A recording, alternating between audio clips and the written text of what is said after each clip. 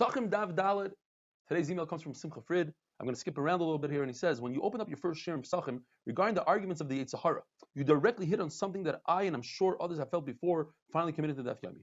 When I would consider learning Daf Yomi, it was inevitable that I would hear someone who was good at learning remark that Daf Yomi is not really learning, as they go too fast, you're not going to retain much of anything that you learn. This comment would always deflate the motivation that I had and resulted in hardly learning for too many years. To hear you speak about this being from the Yetzer Hara showed me that you understand why many of us are only getting back into learning after many years. There's no greater joy than feeling that your neshama is connecting. And when you said that we could say when we go to Shemayim that we took out 45 minutes a day for our relationship with our Creator, it made me feel really good and further validate my feeling that I finally found my shir.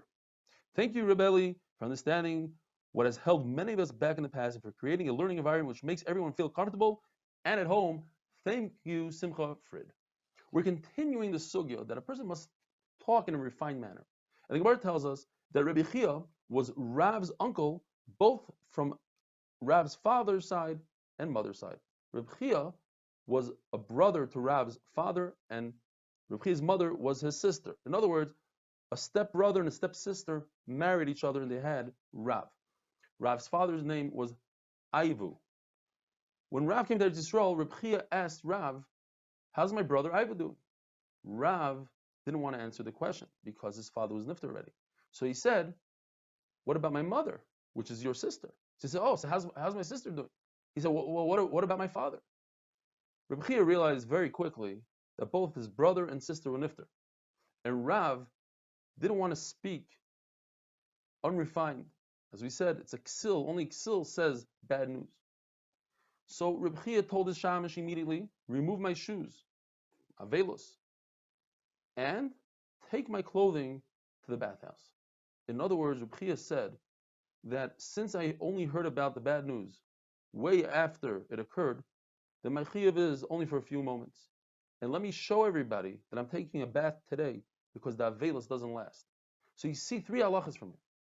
Number one, you see that an avel cannot wear shoes. Second of all, when it's a shmur rechaika, when the death happened way in the past, you only do avelos for one day. And you also see the mixes hayom kulai, a few minutes of the day is as if you sat shiva the entire day. Going back to speech, you could tell from a person's language where he originates from. There was a person that used to say, "If you don't like it, take me to Bezdin." They looked into this guy and they saw that he comes from Shevet Dan. As it says in the pasuk, Dan Yadin Amai. There was another person who kept on saying, "I wish I could buy a house on the beach with a nice view." They looked into him, they saw he's from Zvulun. Zvulun l'chayv yam yishka. Now we're going to go into Pesachim. Chametz is usher to eat Erev Pesach from the 6th hour, midday on. If so, why is B'dikas Chametz so much more in advance the night before? I mean, you could still eat Chametz all the way to the 6th hour. What's the point in doing B'dikas Chametz? And if you're going to tell me it's reason Magdim l'mitzvahs, when it comes to mitzvah, you should do it right away. Well, let's learn from Avram. Don't be greater than Avram Avinu when he was told to do the bris milah. He got up, Vayashkim Avram in the morning. It wasn't the night before. The answer is because that's when people are home, and that's when it's nice and dark, and the candle works really well, and you can do a proper b'dika. Therefore, Talmid Chacham shouldn't sit down to learn Torah. He might forget about b'dikas chametz.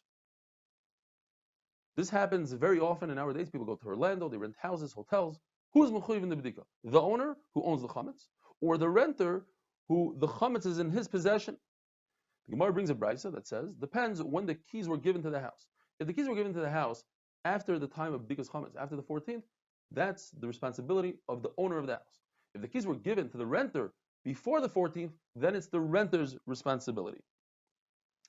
If you can't ask the owner whether or not he did a b'dikas chametz, there's a chazaka. We could assume that there was a b'dikas chametz done. Similar to the chazaka that we say if a person is a chaver, he's careful of trumas u'maisros, and he dies right after he picked the fruit, we could assume right before he died, he took trumas u'maisros.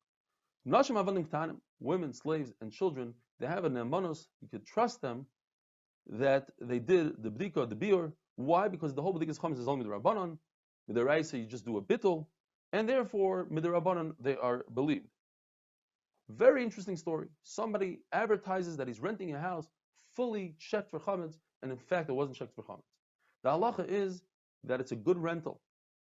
Even in a place where you spend extra money to have it checked and clean for Pesach. We assume that the reason why you're saying you don't want this rental is because you're trying to wiggle your way out of the rental, and in fact, you don't care to do the bdika by yourself. Rameir says you could eat chametz the 5th hour of the day, you stop on the 6th, and that's when you burn the chametz. Rabbi says no, you eat the chametz on the 4th hour, you burn the chametz on the 6th, the 5th hour, you don't do anything.